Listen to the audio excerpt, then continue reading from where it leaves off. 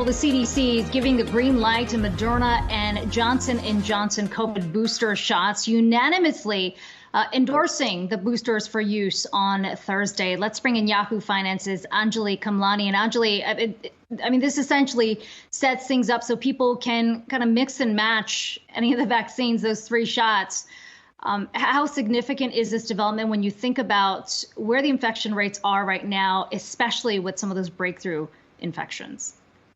Right. Well, Akiko, that's actually the great news that came out of the CDC's approval yesterday. So those are actually two separate issues. So let's tackle them.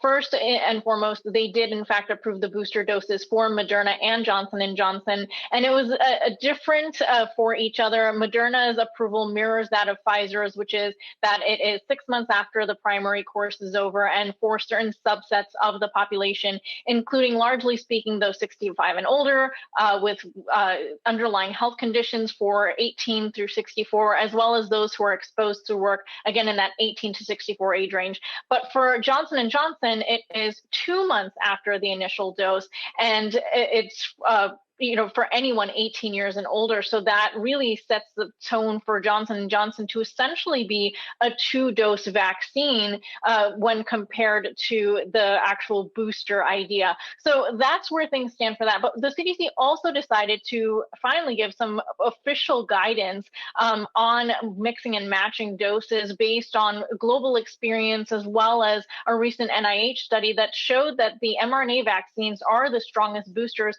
even for Johnson & Johnson. However, some health experts have pointed out that there are those rare side effects, and to be mindful of the subsets of the population that impacts the most. And that is for Johnson & Johnson, younger women, and for the mRNA vaccines, younger males.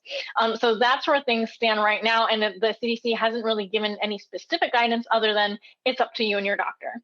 Meanwhile, we've also got some more good news. If you're tired of talking about vaccines, there's more. Children's vaccines are really the next big thing that people are waiting for. And Pfizer finally gave us a look at the data through a press release today, and that is including a 90.7% effectiveness for kids 5 through 11. Any breakthrough cases, which there were just a handful, they were mild, and no sign of that myocarditis, that side effect that we were just talking about for younger males, seen in that.